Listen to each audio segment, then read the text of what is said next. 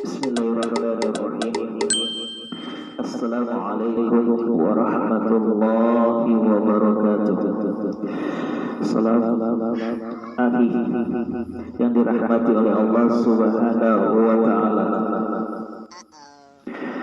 Hari ini kita akan membahas dari buku kitab Fadilah Amal. Bab 1 tentang ketabahan menghadapi kesusahan dan cobaan demi agama.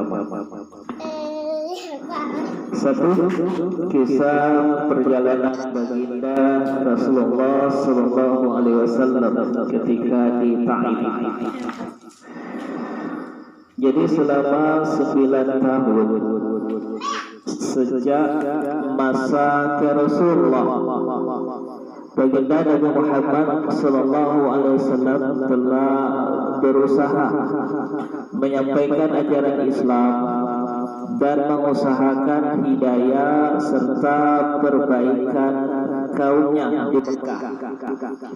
Namun kebanyakan orang-orang di Mekah selalu menyakiti, selalu memperolok-oloknya, dan mereka selalu berbuat semena-mena terhadap baginda Nabi Muhammad Sallallahu Alaihi Wasallam dan para sahabat, kecuali sekelompok kecil yang sudah masuk agama Islam dan beberapa orang yang selalu membantu Rasulullah Sallallahu Alaihi Wasallam ketika belum masuk agama Islam.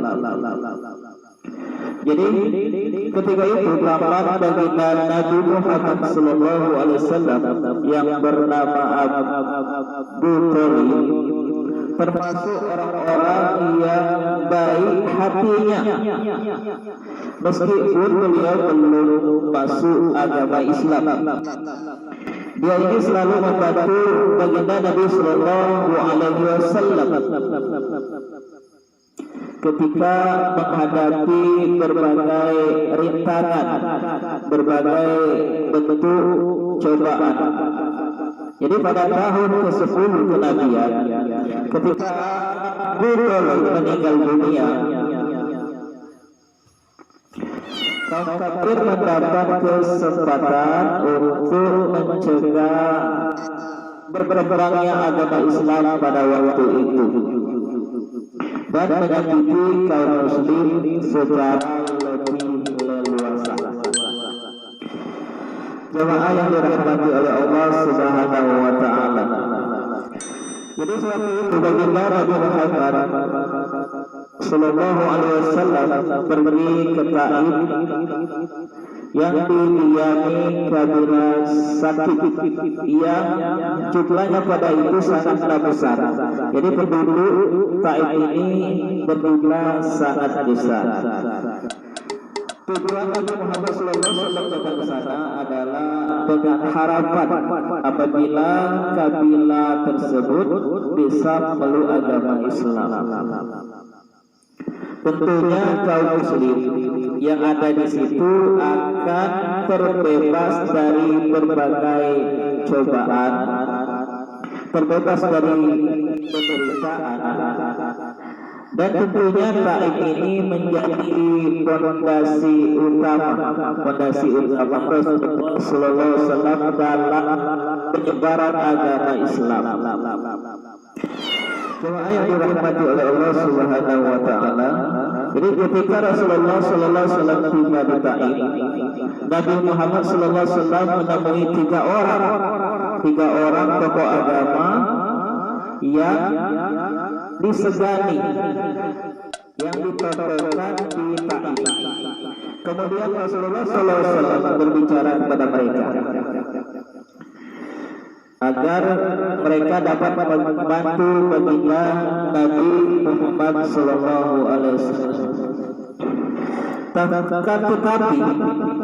pada waktu itu kaum Taif bukannya menerima atau paling tidak pernah bersopan kepada tamu yang baru datang, sebagaimana ada Arab yang terkenal pada waktu itu.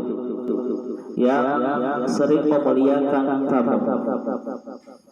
Bahkan mereka tak basi-basi menyambut beliau dengan sikap dan akhlak yang sangat buruk. Jadi ketika Rasulullah SAW datang ke Taif, para masyarakat Taif ini menyambut Rasulullah dengan sikap yang tidak baik. Bahkan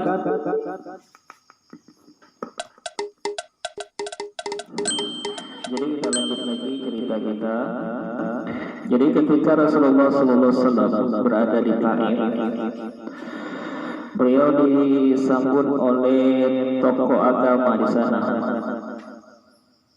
Seharusnya mereka menyambut Rasulullah SAW dengan sopan, tetapi pada kenyataannya mereka menyambut Rasulullah SAW dengan sikap yang angkuh dan sombong. Jadi ada beberapa orang yang datang menemui Rasulullah SAW. Salah seorang di antara mereka berkata, "Oh, kamu orang yang diutus oleh Allah Subhanahu wa Ta'ala sebagai nabi." Kemudian yang kedua berkata, "Apakah Allah menemukan selain kamu untuk diutus sebagai Rasul?"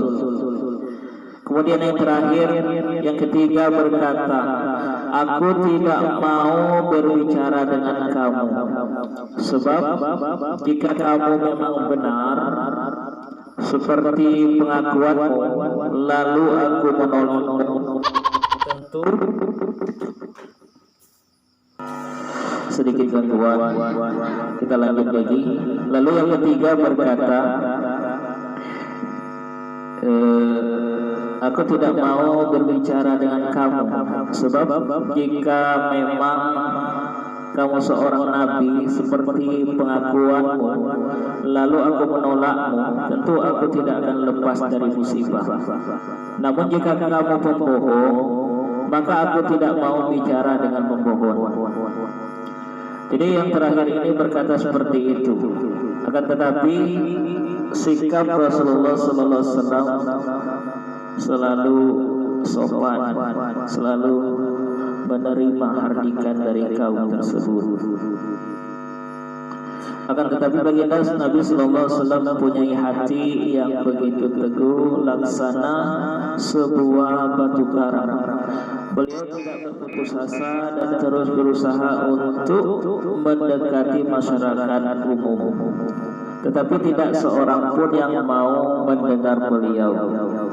Jadi masyarakat Taif pada waktu itu jangankan menerima apa yang disampaikan oleh Rasulullah SAW, mereka bahkan menghardik Nabi. Mereka berkata, "Tinggallah segera kota kami, pergilah kemana yang engkau suka." Jadi begitulah sikap masyarakat Taif kepada Nabi Sallallahu Alaihi Wasallam. Ketika baginda Nabi Sallallahu Alaihi Wasallam sudah tidak dapat mengharapkan mereka dan bersiap untuk kembali, maka mereka menyuruh anak-anak kota Taif untuk membuntuti baginda Nabi Sallallahu Alaihi Wasallam.